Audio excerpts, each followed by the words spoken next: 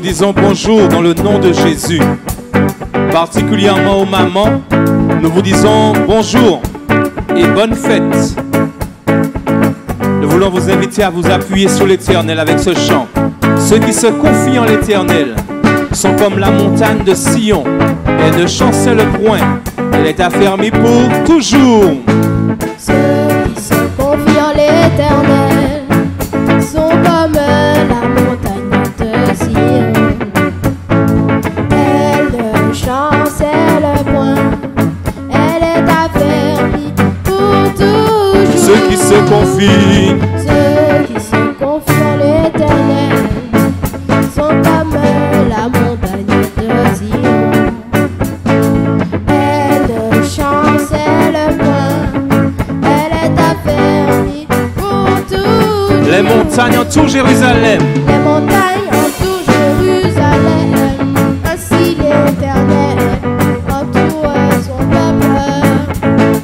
Les montagnes entourent Jérusalem, ainsi l'Éternel entoure. Une dernière fois, ceux qui se confient en l'Éternel. Ceux qui se confient en l'Éternel sont comme la montagne de Sion. Elle ne chancelle point, elle est affermie pour toujours. Oui, les montagnes. Les montagnes entourent Jérusalem, ainsi l'Éternel entoure son peuple. Les montagnes entourent Jérusalem, ainsi l'Éternel entoure. Sans la musique, les montagnes. Les montagnes entourent Jérusalem, ainsi l'Éternel entoure son peuple. Les montagnes entourent Jérusalem, ainsi l'Éternel entoure. Avec la musique, son les peuple. montagnes entourent Jérusalem. Les montagnes entourent Jérusalem, ainsi l'Éternel entoure son peuple. Les montagnes entourent Jérusalem, ainsi l'Éternel entoure. Une dernière fois, les montagnes entourent Jérusalem. Les montagnes entourent Jérusalem, ainsi l'Éternel entoure son peuple. Les montagnes entourent Jérusalem, ainsi l'Éternel entoure son peuple.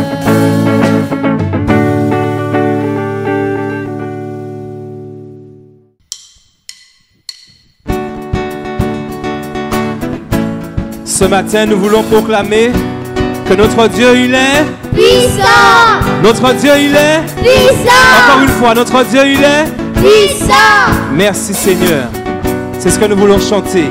Dieu est puissant, il est juste et grand et il peut tout accomplir. Dieu est puissant, il est juste et grand, il peut tout accomplir.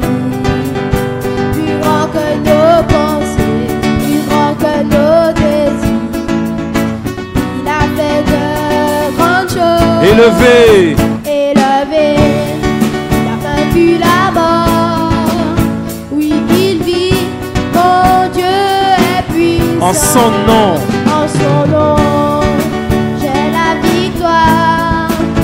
Le Seigneur, mon Dieu, Encore une est fois, puissant. élevé, Élevé, il a vaincu la mort. Oui, il vit, mon Dieu est puissant. En son nom, j'ai la victoire. Le Seigneur, mon Dieu est puissant.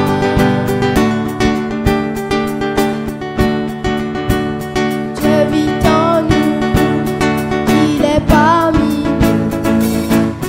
Il ouvre la voie, plus grand que nos attentes, plus grand que nos espoirs.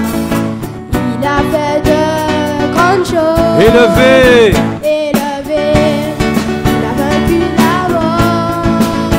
Oui, il vit, mon Dieu est puissant.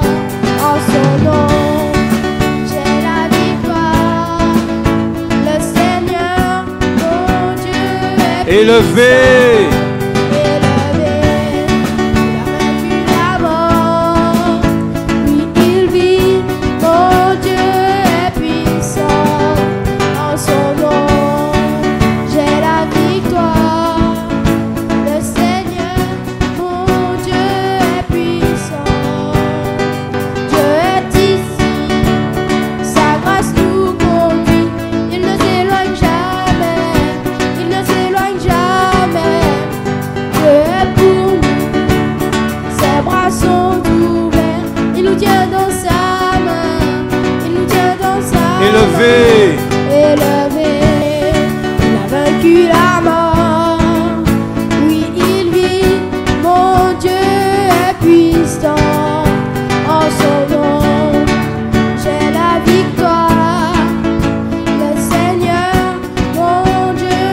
Une dernière fois.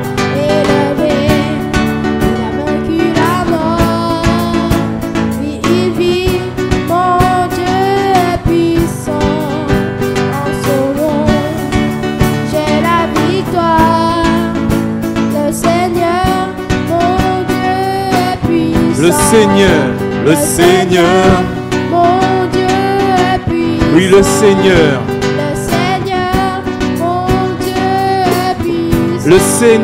le Seigneur, mon Dieu est puissant.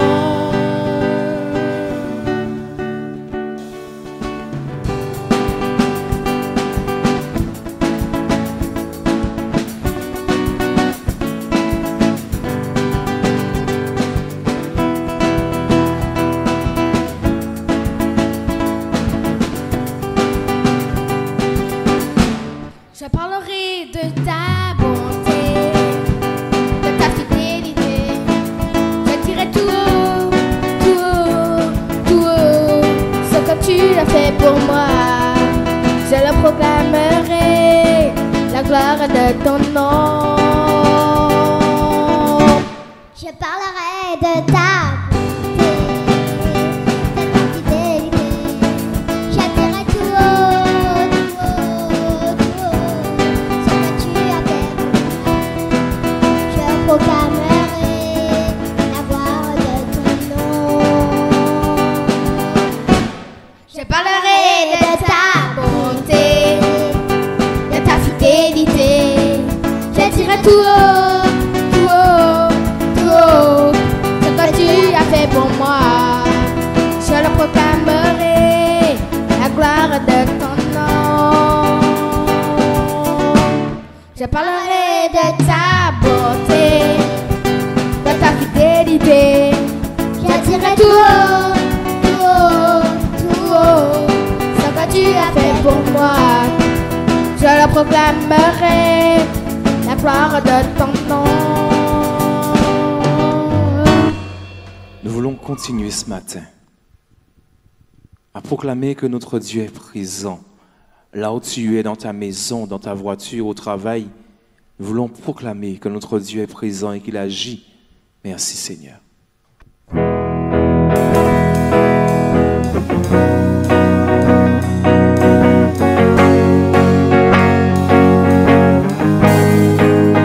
Tu es là,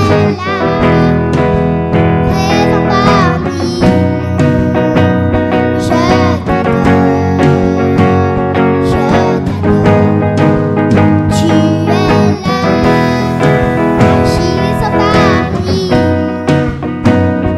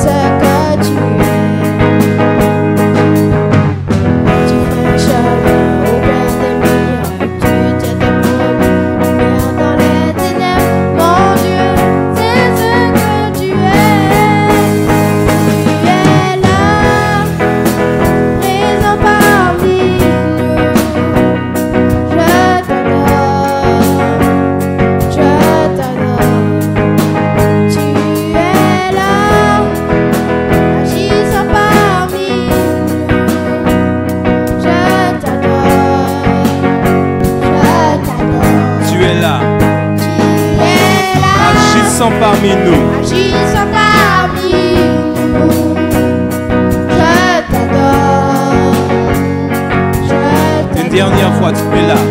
Tu es là, C'est bon. présent parmi nous. Je t'adore. Je t'adore, je t'adore. Tu es là, agissant parmi nous. Je t'adore, je t'adore.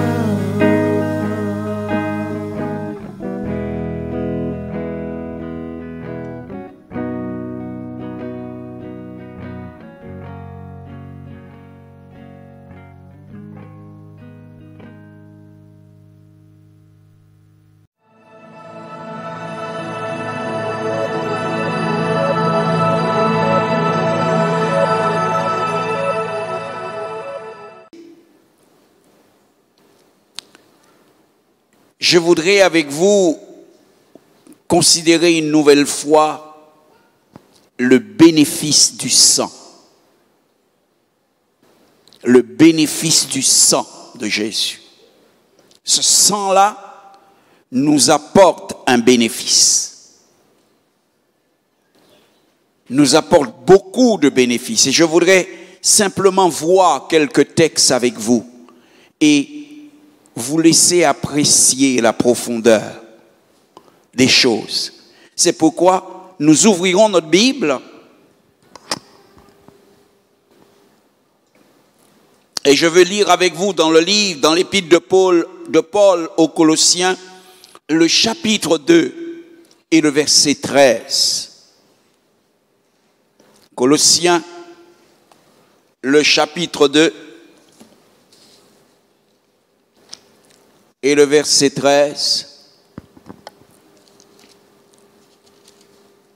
Une parole connue de tous, peut-être une parole même qui a été déjà lue par vous, mais qui fait mention du sang versé, qui fait mention de la croix.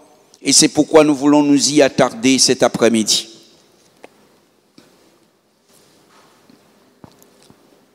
Il est écrit: vous étiez morts par vos offenses et par l'incirconcision de votre chair.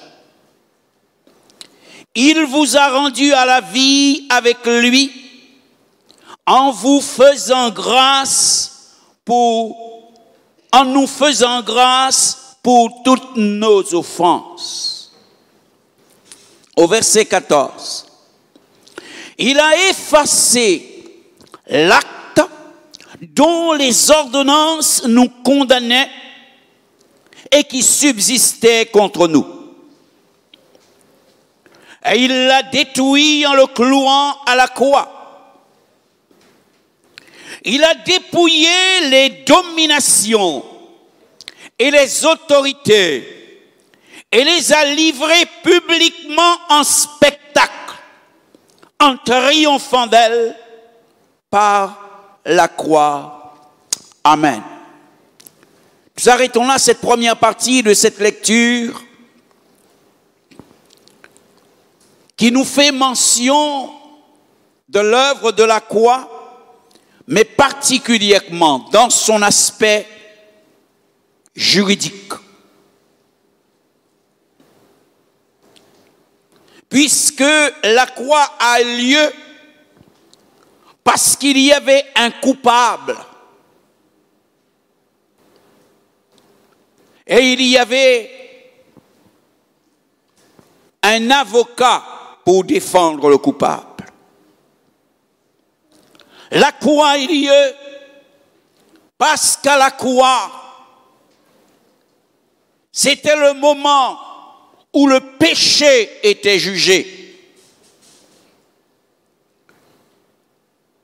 C'était en quelque sorte le tribunal de Dieu contre le péché pour tous ceux qui croiraient, afin que ceux-ci ne viennent pas au tribunal final. Et c'est pourquoi nous lisons que nous qui étions morts, il nous a rendus à la vie en nous faisant grâce. Et le verset 14 particulièrement nous dit, il a effacé l'acte dont les ordonnances nous condamnaient. En matière de justice, il y a toujours ce qu'on appelle l'acte sur lequel est écrit ce qui est reproché au coupable, sur lequel est écrit le pourquoi que quelqu'un est coupable, ce que la justice retient contre cette personne et contre laquelle la personne ne peut rien parce que c'est écrit à la croix du calvaire. Ce qui était écrit contre nous, qui nous condamnait, et cela subsistait. La Bible nous dit, par le moyen de son sacrifice, par le moyen du sang qu'il a versé, par le moyen de la croix, il a pas seulement effacé ton péché, mais il a effacé l'acte de ta condamnation.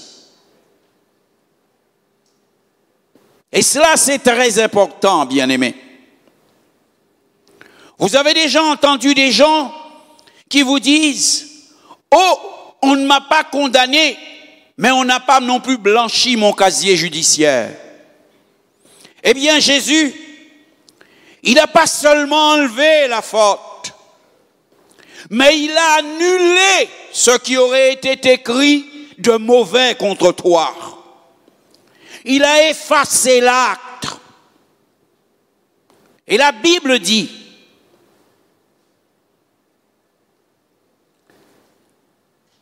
il l'a rendu nul. Il l'a détruit en le clouant à la croix.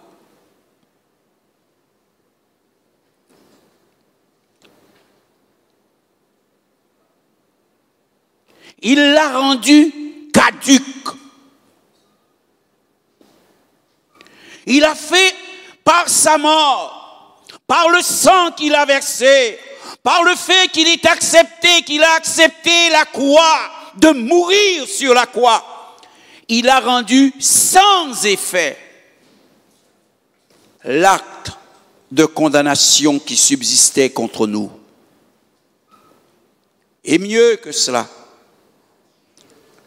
ceux qui nous dominaient, les puissances des ténèbres, les autorités, parce que derrière toute cette histoire de la croix, de l'homme, il y a le diable, ses anges et ses anges. Il y a ce que la Bible appelle les autorités, les gouvernements de ce monde. Lorsque nous regardons cette société et que nous entendons qu'il y a de la violence, c'est pas seulement les hommes sont mauvais, mais il y a toute une cohorte de démons qui sont chargés de rendre les hommes méchants, de les préparer pour le jugement éternel.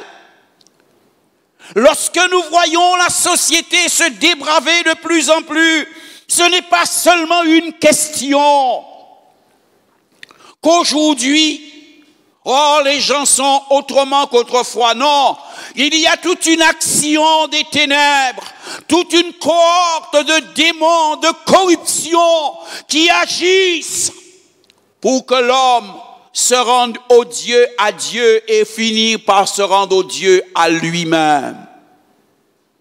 Mais la belle nouvelle, c'est que la Bible nous dit à la croix, Jésus a triomphé de ce pouvoir-là. La Bible nous dit, et je voudrais te le dire, la Bible dit, il a dépouillé les dominations et les autorités. C'est-à-dire ce qui faisait leur force, ce qui les rendait invincibles. Il a retiré cela de leurs mains. c'était la mort. Et lui, Jésus, a triomphé de la mort. C'était le péché. Et lui, Jésus, a triomphé du péché. Et c'est pourquoi celui qui suit Jésus, celui qui accepte de le suivre et qui a compris la croix, alors Jésus lui dit, si tu me suis, je te ferai vivre une vie de vainqueur sur le péché. Et je te donnerai une vie de victoire sur la mort. Parce qu'il a triomphé de ces choses-là. Dans son combat contre eux à la croix, il a gagné. Les armes qu'ils avaient, il les a désarmées au profit de notre bien-être. Et la Bible dit, il les a livrés publiquement en spectacle. La mort de la croix, c'est pas seulement, ou comme quelqu'un voudrait croire, la défaite de Jésus. Non, la croix est la manifestation et la démonstration de la défaite des ténèbres. Il les a livrés publiquement, c'est-à-dire, il a exposé leur défaite. Il a exposé leur défaite, c'est-à-dire, il n'y a nulle part, et aux yeux de tous, aucun endroit où la défaite des ténèbres est cachée. Que ce soit devant le monde céleste, que ce soit devant le monde terrestre, que ce soit devant ceux qui sont en dessous, alors il les a livrés en spectacle.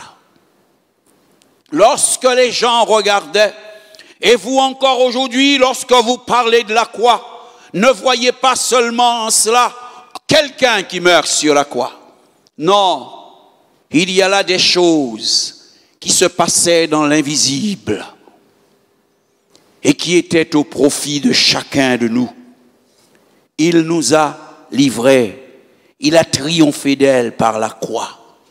C'est pourquoi, puisqu'à ce tribunal, le procès qui nous était fait, Jésus l'a gagné pour nous.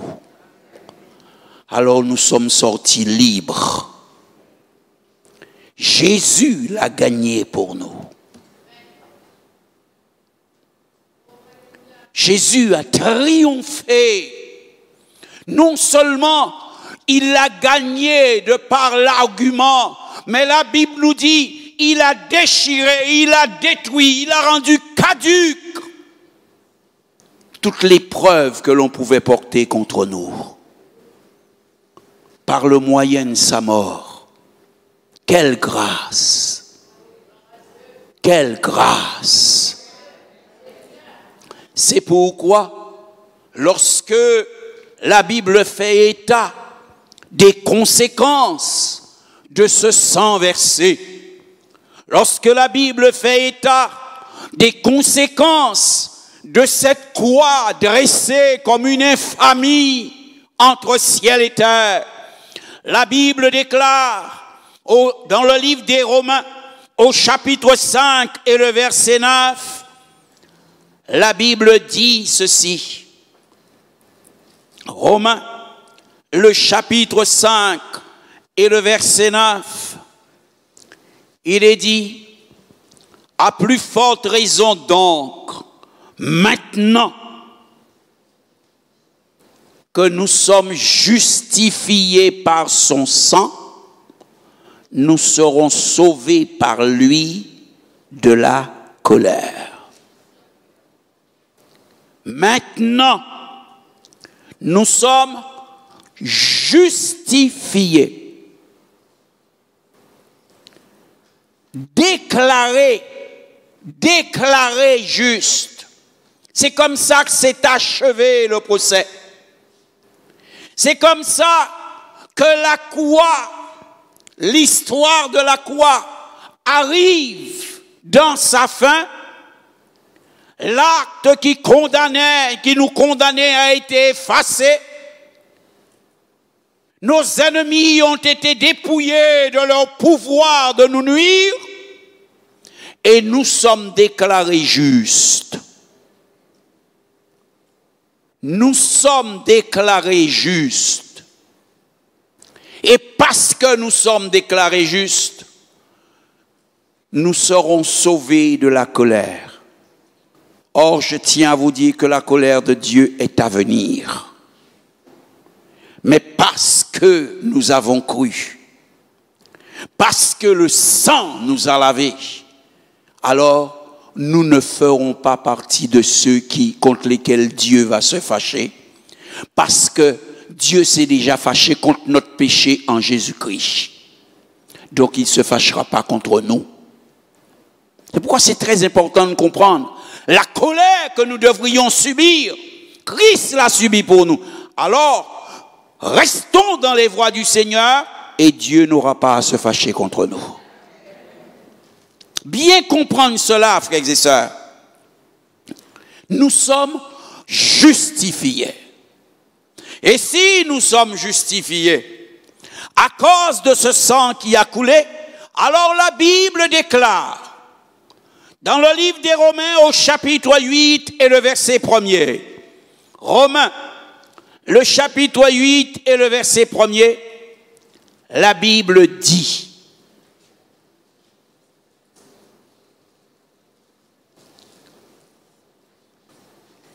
il n'y a donc maintenant aucune condamnation pour ceux qui sont en Jésus-Christ, parce qu'ils sont justifiés. Parce que lorsqu'a eu lieu le tribunal où ils auraient pu être condamnés à jamais, quelqu'un en la personne de Jésus s'est levé, a déchiré l'acte, a gagné leur adversaire et les a justifiés. Alors maintenant, il n'y a aucune condamnation pour eux. C'est pourquoi notre présent et notre avenir, c'est de la sécurité. Nous n'en sommes pas dignes, frères et sœurs. Mais quelle grâce! Quelle grâce! Il n'y a aucune.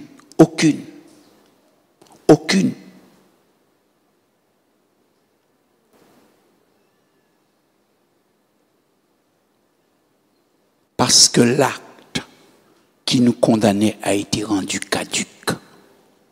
L'acte sur lequel étaient écrits nos méfaits, les choses qui nous étaient reprochées, a été effacé. Donc maintenant, il n'y a aucune condamnation. Vous avez déjà entendu des gens qui passent et qui ont plusieurs affaires. Alors ils gagnent une et on dit, mais on ne sait pas encore l'autre affaire si la personne va gagner. Mais nous, Jésus nous déclare, il n'y a aucune condamnation pour nous qui sommes en Jésus-Christ. Il n'y a aucune condamnation. Et cela, j'ai envie de dire que Dieu nous donne un cœur pour comprendre ça.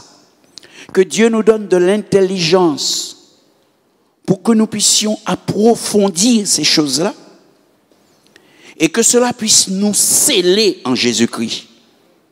Nous puissions comprendre que sans Christ, nous n'aurions jamais eu cela.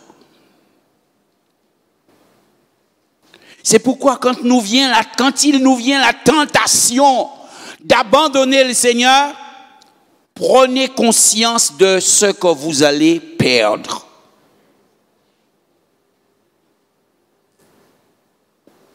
Car la tentation de l'abandonner vous viendra tôt ou tard, si ce n'est pas encore fait. Mais quand cette heure viendra, quand l'adversaire voudra te proposer quelque chose, rappelle-toi que c'est de la boue à côté de ce que tu as en Jésus-Christ. Ne fais pas de troc. Ne fais pas d'échange. Montre par ta fidélité à Dieu que non seulement tu as compris, mais que tu donnes à ce qu'il a fait la valeur que ce qu'il a fait mérite. Démontre cela par ta fidélité, afin que Dieu ait toute la liberté de t'aider. Et je lirai encore avec vous un autre texte sur le bénéfice du sang dans le livre des Éphésiens, au chapitre 2, et le verset 12. Éphésiens, le chapitre 2 et le verset 12. Et là, c'est comme un manifeste de l'action de la croix et du sang de Jésus-Christ.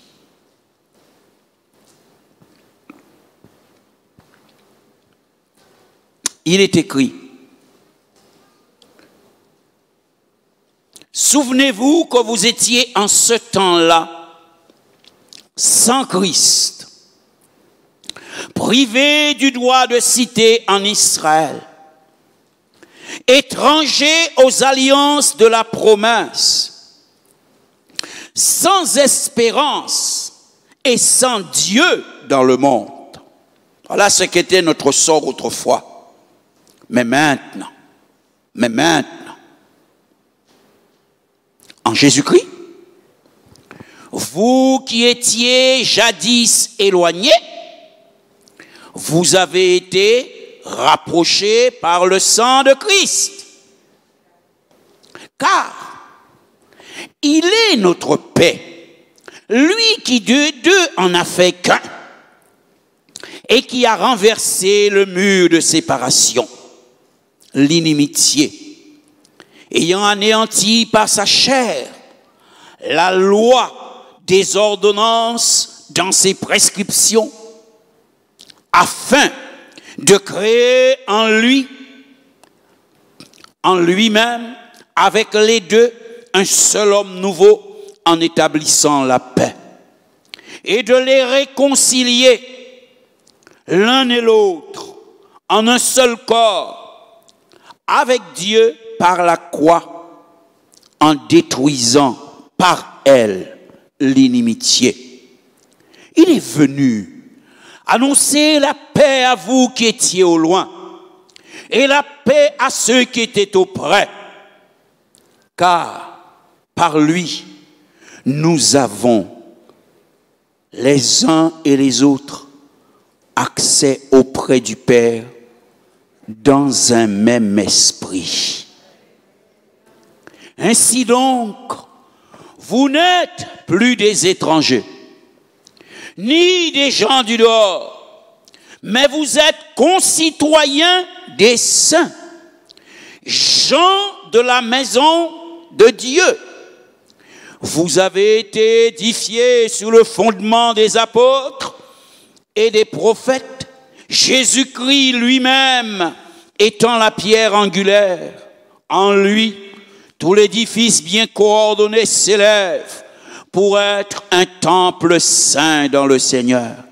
En lui, vous êtes aussi édifiés pour être une habitation de Dieu en esprit. Amen. C'est un manifeste. Il nous est dit, autrefois,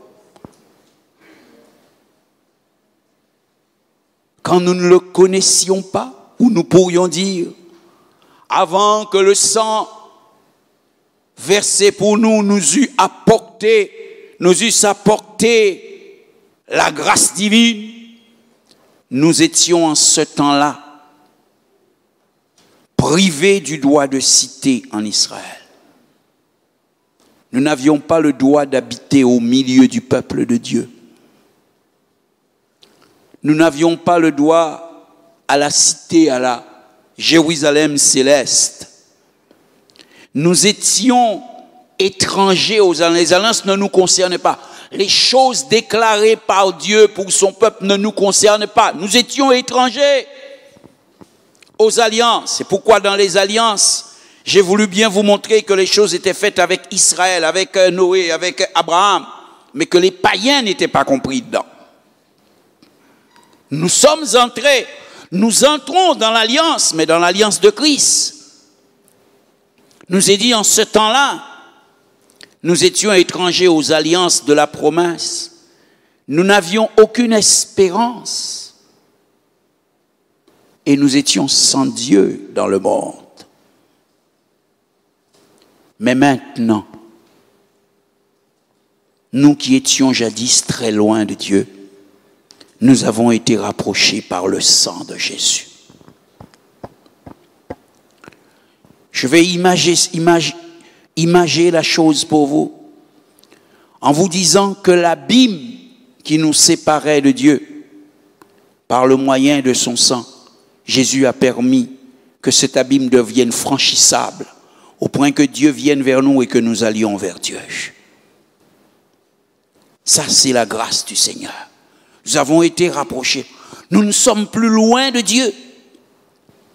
Nous ne sommes plus les ennemis. Il nous dit même qu'il a renversé le mur de séparation.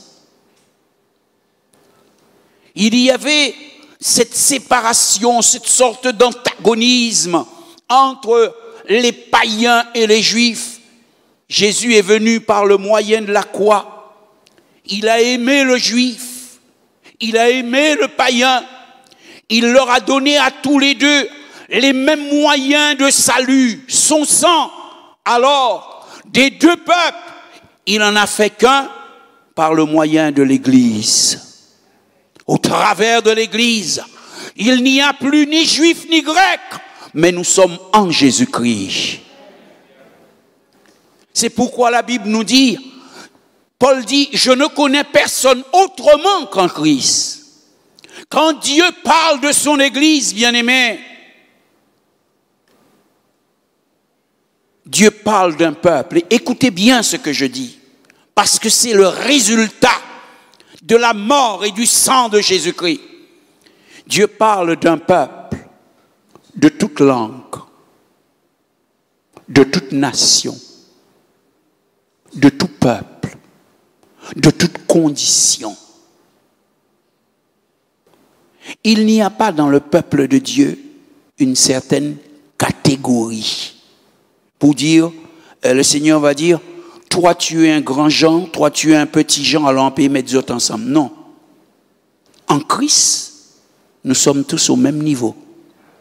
C'est le même sang qui nous purifie tous. C'est la même grâce qui nous pardonne tous. C'est le même esprit qui nous habite tous. En Christ, pas ni grand et petit. C'est même balance là pour tout le monde. Même poids, même balance. C'est pourquoi quand nous comprenons l'Église, il faut voir l'Église dans sa réalité biblique. L'Église, c'est la personne âgée au milieu de nous qui ne sait même plus tenir si elle n'a pas sa canne. C'est le bonhomme comme moi, c'est le bonhomme comme le frère, c'est le jeune, c'est ce jeune-là, et même ceux qui sont plus petits que lui, c'est l'Église. Dans l'idée de Dieu, l'Église ne peut pas être faite que de vieilles personnes, d'une certaine manière. L'Église ne peut pas être faite que d'hommes en pleine dans leur maturité. L'Église ne peut pas être faite que de jeunes. Non, l'Église, c'est un ensemble. C'est un brassage d'âge et de conditions de tout genre. C'est ça, l'Église. C'est pourquoi il y a quelque chose qui n'est pas à la gloire de Dieu. Quand nous pensons Église, et nous voulons penser d'une Église ethnique, par exemple, nous voulons l'Église, tin un qui blanc qu'on a dans certains pays. Et vous qui n'êtes au 43, vous dites non, pas ni place pour. Hein. Ça, c'est pas l'Église à Jésus-Christ. Dans l'Église à Jésus-Christ, c'était là multicolore. Oui, ils ont pas dit amen, c'est ça. Dans l'église de Jésus-Christ, pas ni un qui moun riche, banquier là, il cisait côté employé aïe. C'est qui banquier, les gens des rois à l'église là. Mais les gens à l'église là sont chrétiens comme tout chrétien. Et il cisait côté moun là qui a crié toute la journée, patron, patron, patron, monsieur, monsieur, il cisait côté aïe. Il prend la Sainte Seine con. Je voudrais que vous compreniez ce sens, parce qu'aujourd'hui, il y a la maladie de vouloir que l'église soit faite uniquement de jeunes, uniquement de ceci, uniquement de cela. Non, l'église selon le livre des apôtres et pour lequel Christ est mort, est une église selon que la Bible nous le présente. Gardez-vous un jour de croire que Dieu vous veut et il ne veut pas des autres. Gardez-vous de croire cela. La Bible nous dit, il a brisé le mur de séparation. Son sang, par le moyen de son sang, il a renversé tout ce qui faisait l'inimitié. C'est-à-dire tout ce qui faisait que les gens se détestaient, les gens ne s'aimaient pas, les gens ne pouvaient pas être ensemble. Jésus est venu et il a renversé les murs. Il a renversé les murs.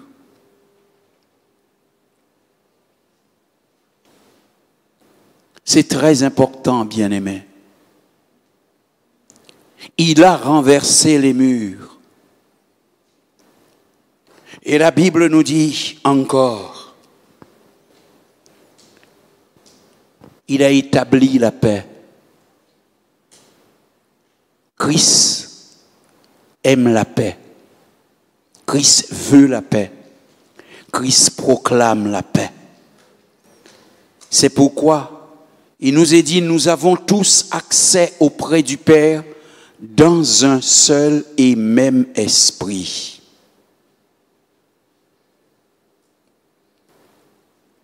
Comprenons ce que ça veut dire. Tous ceux qui ont accès auprès de Dieu l'ont parce que le Saint-Esprit, le seul Saint-Esprit leur donne accès, leur permet dans la présence de Dieu. Donc c'est pourquoi, si nous nous arrêtons sur ce que fait et dit le Saint-Esprit, le Saint-Esprit n'a un seul enseignement. Ce qu'il enseigne à mon frère pour sa présence, c'est ce qu'il va m'enseigner moi. Ok? Si ce n'est pas le Saint-Esprit, nous n'avons pas accès.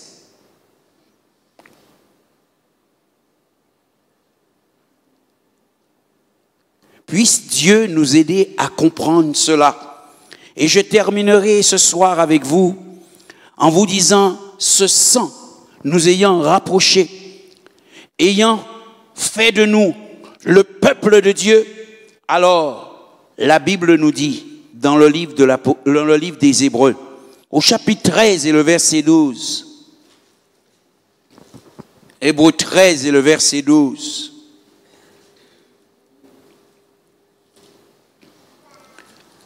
il est dit, c'est pour cela que Jésus aussi, afin de sanctifier le peuple par son propre sang, a souffert hors de la porte. Et là, la Bible nous parle à nouveau, Christ qui meurt hors des portes de Jérusalem, qui meurt sur le mont Golgotha. La Bible dit, l'objectif était aussi de sanctifier le peuple. Qu'est-ce que ça veut dire? Sanctifier signifie mettre à part. Mettre à part. Tous ceux qui sont lavés dans le sang sont mis à part. Alors des fois, nous disons oui, je suis mis à part et je ne fais pas ceci, je ne fais pas cela. Mais ça va plus loin que ça, mes bien-aimés.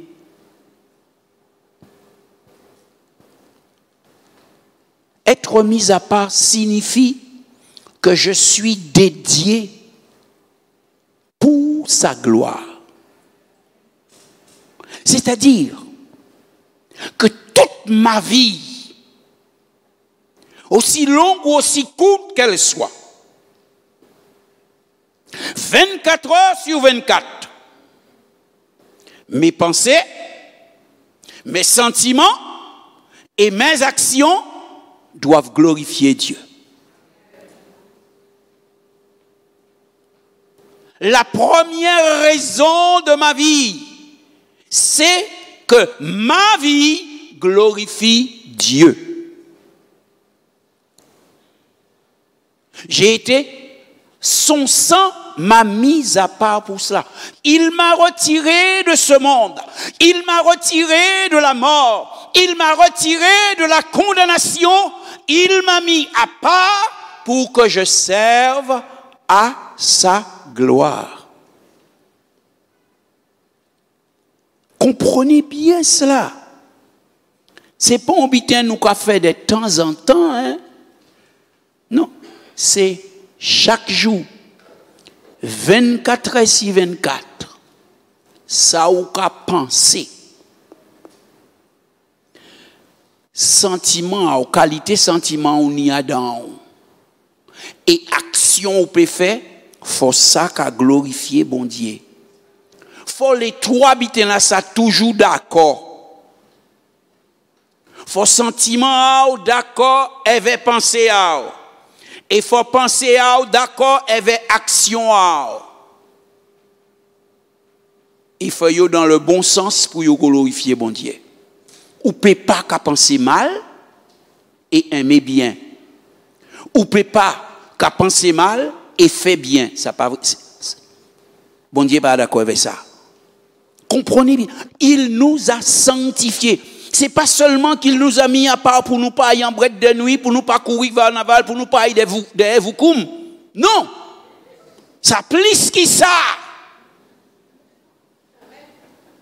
Eh oui. Parce que des fois nous pas qu'à courir derrière vous comme. À qui yo ka passer nous comme des cas, c'est mon pas rien pour faire. Mais toute la journée nous ni mauvais pensants en tête en nous. Nous peignons des mauvais sentiments ou nous pouvons faire des mauvais habitants. Donc, nous pas meilleurs qu'ils yo. Nous a pas pour que nous glorifions bon Dieu. Et pour que ça nous a pensé qu'à glorifier bon Dieu. Ça nous aime manière, nous aime sentiments qui ont dans nous, sentiments qu'à louer bon Dieu.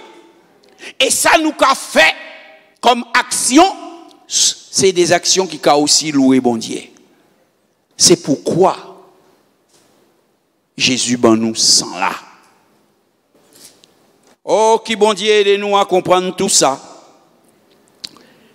Et en quel lion ti dernier parole avec les autres. Apocalypse 12, 11. Nous japons un petit morceau à il y avait le premier verset là. Mais la Bible car dit nous ça. Apocalypse 12, 11. Où il est écrit, ils l'ont vaincu, l'accusateur des frères, à cause du sang de l'agneau et à cause de la parole de leur témoignage. Ils n'ont pas aimé leur vie jusqu'à craindre la mort. Amen. Ils l'ont vaincu, l'accusateur, le diable. Celui qui nous accuse, celui qui est toujours là pour faire en sorte que des fois, nous puissions nous calomnier les uns les autres. Nous puissions toujours avoir l'œil sur ce que nous croyons être la faute des autres. Et nous sommes là toujours pour lui montrer du diable. C'est le diable qui fait ça. Tu te réjouis, tu es en train de louer le Seigneur et brusquement une pensée te vient. Et ça au fait dernier coup là. Ou quoi dire, ou peut louer bon Dieu pour ça. Et ça, ça capable doit louer. Il est toujours là en train de t'accuser. On dit, c'était bon Dieu pardonné ou ça? Mais oui, puisque Jésus verset sang là, a pardonné réellement. Mais c'est à nous à ne pas imiter l'adversaire, puisque le sang nous a délivrés de son autorité, de son pouvoir, de son action. Alors nous, vis-à-vis de nos frères et sœurs, ne faisons pas ce que le diable fait vis-à-vis de nous. C'est de toujours aller chercher dans leur passé quelque chose pour condamner. Ne les accusons pas. Mais la Bible dit, l'amour couvre une multitude de fautes. Que Dieu vous aide. J'espère que cette étude vous aura été utile. Je voudrais vous encourager à revoir vos notes et à vous faire encore du bien. Ceux qui se confient en l'Éternel sont comme la montagne de Sion. Elle ne chancelle point, elle est affermie pour toujours. Ceux qui se confient, Ceux qui se confient en l'Éternel sont comme la montagne de Sion.